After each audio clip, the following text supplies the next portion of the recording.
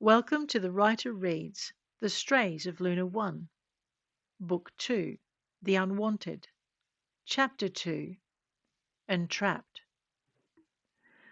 Agarek was wrong.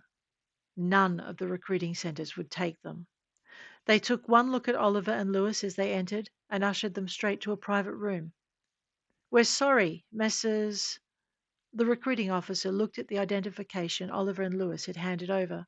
Uh, Messrs. Ravalis and Crombie, but we cannot consider your applications. Why not? Oliver asked, struggling to keep his tone mild. This was the sixth and final recruiting centre to refuse them, and they had nowhere to go next. Nowhere legal, anyway.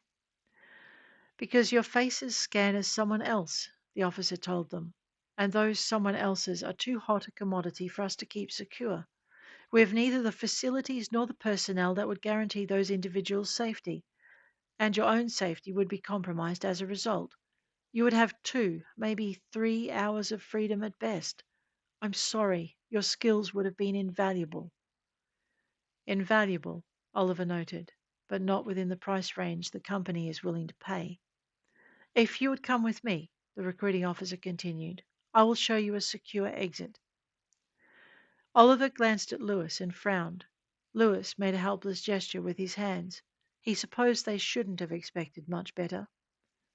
I do not wish to be a slave, Lewis told him in the privacy of their implant's communications link. Or dead. Me neither, Oliver replied. If it comes to that, I'll turn us into Odyssey first. Deal?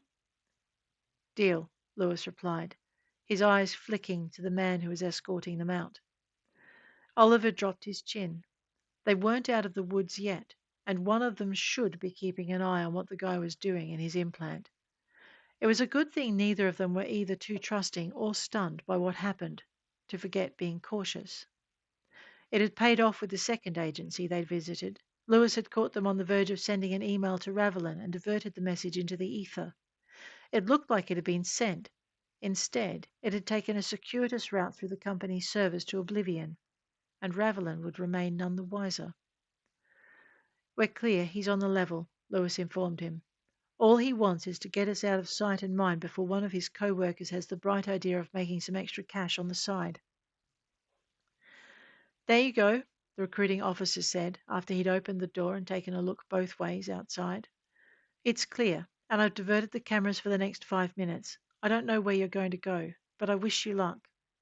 He actually means that, Lewis observed, and Oliver favoured the man with a smile and one of the cred sticks he carried for small expenses. The guy started to shake his head, but Oliver folded his fingers around it and pushed it toward his chest. Thank you, he said, putting all the gratitude he could muster into the reply. We will not forget. The man's jaw dropped and his face paled. He nodded jerkily several times and stepped hastily back inside, pulling the door closed behind him. His "You're welcome" echoed hoarsely behind him. Oliver looked around and headed for a side street. We need to get under cover and rethink this. You know we only have one non-Odyssey option left, Lewis reminded him. Oliver nodded, not liking the lump forming in his throat. I know. I just want. He sighed, stopping in the shelter of the side street. Lewis slid in beside him, taking a stance that let him cover the end of the street, giving Oliver a moment to pull himself together. Getting there is going to be difficult, he noted. Oliver leant against the wall and closed his eyes, using his implant to access the Alpha 9 worldwide net. His beta had a point. Any suggestions? He asked. Lewis shrugged. Nettles is 2 blocks away. We might make it.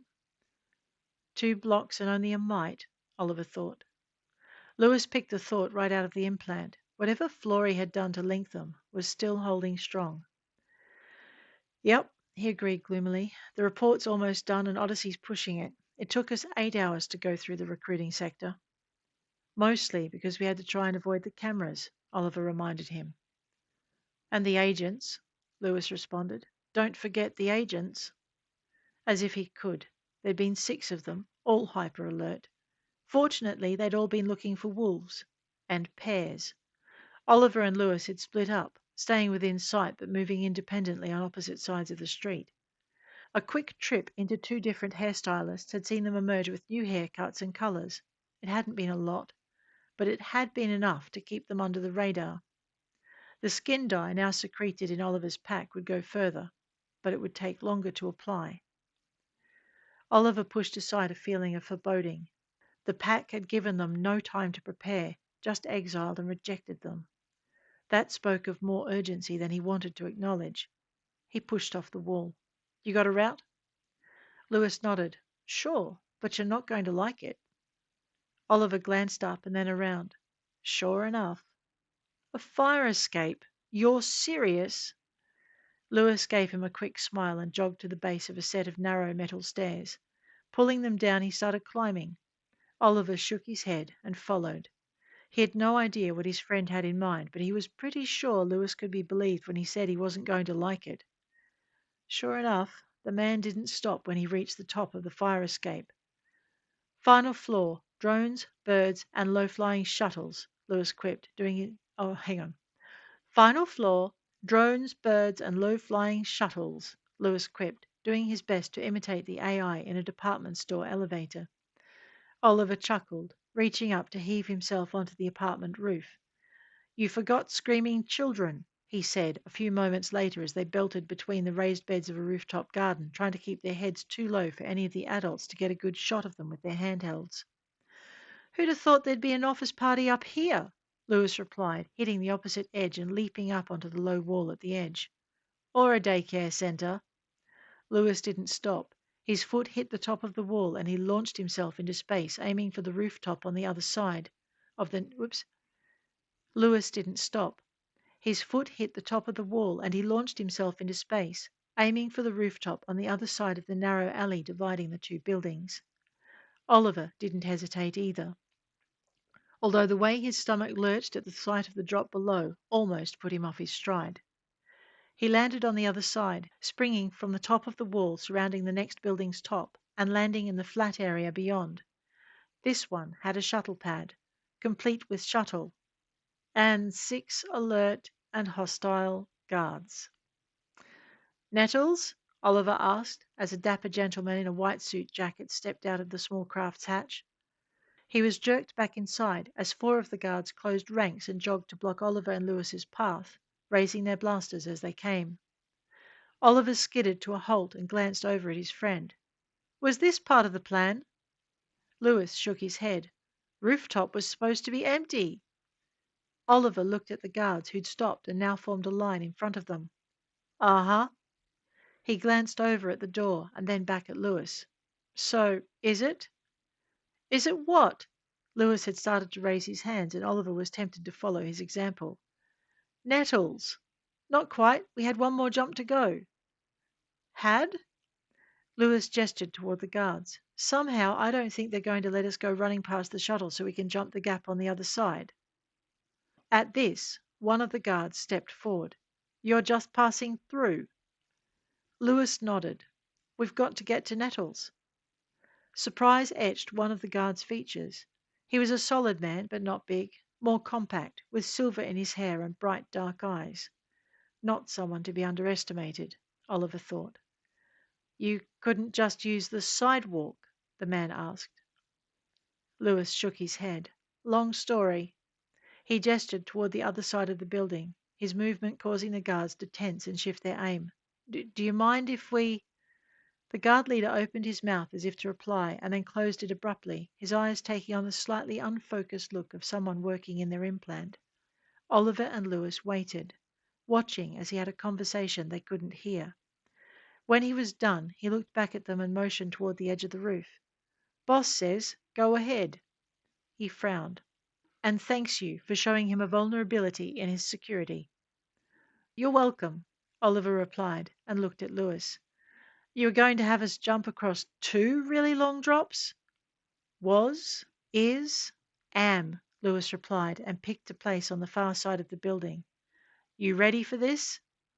Oh, sure. Let's get this afternoon's next brush with death out of the way. I mean, why not? Oliver snarked, and the guards behind them chuckled. Lewis pivoted and then launched himself into a run. The guards watched him go, and then watched as Oliver followed. Well, that was entertaining, floated out behind them, but Oliver ignored it. The man in the white suit could be as impressed as he liked, but it wasn't going to change the fact that he hated heights, with leaping out of perfectly good aircraft or off perfectly serviceable buildings coming a close second. The top of Nettles looked a good deal further away, and this time Oliver didn't look down. "Are you sure they don't have countermeasures for this kind of thing?" he asked as he sailed into the air. "Ah!" Lewis began, and slammed to an abrupt stop a foot short of the building's edge. Light sparked around him, and he screamed. Oliver brought his forearms up in front of his face and braced for the impact, his hastily formed barrier blocking out what happened when the light flared and Lewis's scream was cut short. That was all Oliver saw before he hit what felt like liquid lightning. No wonder Lewis had screamed. Oliver screamed too.